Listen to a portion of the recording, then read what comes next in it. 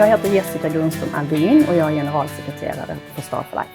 Jag har en man och jag har en dotter. Vi har ett husdjur, vi har en liten hund dessutom. Om jag ska välja mellan ett idrottsevenemang och en kväll på teatern så väljer jag absolut en kväll på teatern. Mellan skogen eller havet, jag är uppväxt i skogen kan jag säga, så idag skulle jag välja havet. När jag är ledig så står jag faktiskt helst i köket. Det vill säga om jag känner att jag är avslappnad och i god form, då lagar jag gärna mat.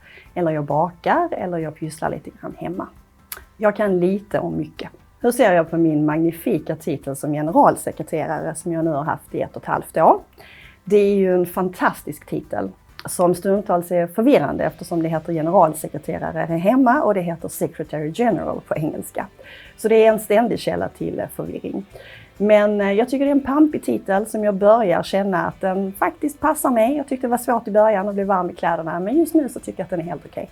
Min första kontakt med Star for Life skedde för väldigt länge sedan. Det var faktiskt när Dan Olofsson startade Star for Life för sådär 17-18 år sedan. Då jobbade vi tillsammans i ett annat projekt. Vi åt lunch en dag och han berättade för mig att han skulle starta Star for Life. Och när jag hörde det så blev jag väldigt entusiastisk. Så jag sa så här till Dan, men Dan, det är ju mitt jobb. Det är detta jag vill göra. Språk och nyttan med det är ju någonting som jag alltid har brunnit väldigt mycket för. Jag gick humanistiskt på gymnasiet när jag var liten, om man får säga så. Och har alltid pluggat mycket språk och tycker det är fantastiskt. Och språk är ju nyckel in till andra kulturer. Det är svårt att jobba som jag gör idag, där jag möter så många olika människor i olika länder utan att kunna behärska åtminstone delar av språket. Så jag tycker den delen och förståelsen för hur andra människor har det är någonting som är extremt viktigt och som jag har haft stor nytta av för att kunna göra det jobbet som jag gör idag. Mitt första år som generalsekreterare har varit fantastiskt, men jag skulle ljuga ifall jag inte skulle säga att det har varit otroligt mycket jobb, för det har det verkligen varit. Mycket jobb, mycket resor på ett sätt som jag hade svårt att förstå innan jag började. Men det har samtidigt varit fantastiskt för jag har fått se och uppleva så mycket och jag känner att förutom väldigt fina kollegor så har jag faktiskt fått väldigt mycket nya vänner och det känns fantastiskt att få lov att leva så.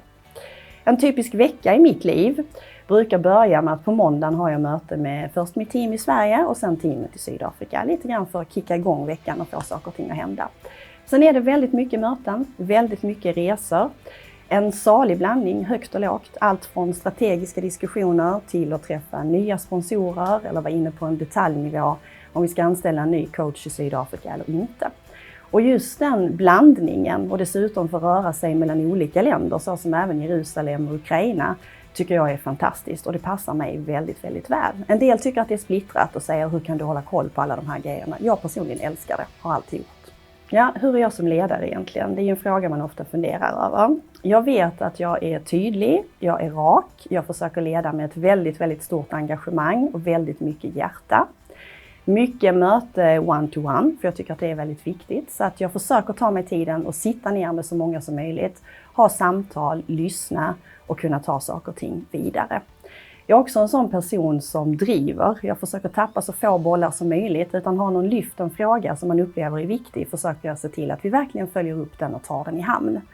Sen tappar även jag bollar ibland, det gör vi alla. Men jag försöker se till att hålla saker och ting på banan. För att alla ska känna sig sedda och lyssnade på dessutom. Jag har absolut förändrats som person under mitt första år på Star for Life. Jag tror det är omöjligt att inte göra det. För mig har det här året handlat väldigt mycket om skillnaden mellan att förstå någonting intellektuellt och känna någonting i hjärtat. Och det är faktiskt först när man kommer ner på plats som man förstår hur det egentligen är när man är ute på skolorna och möter våra elever. En fråga som har blivit väldigt aktuell är det här med unga flickor som har mens som ska gå i skolan och som kanske inte kan det därför att det inte finns toaletter, det finns inte rinnande vatten och man har framförallt inga mensskydd. Och det var för mig en väldig aha-upplevelse när jag kom ner. Det var något jag aldrig hade funderat på det sättet.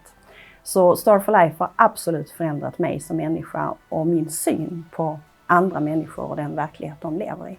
Jag ser verkligen fram emot framtiden och mitt fortsatta arbete med Star for Life. Jag tycker det här har varit ett fantastiskt, spännande och lärorikt år.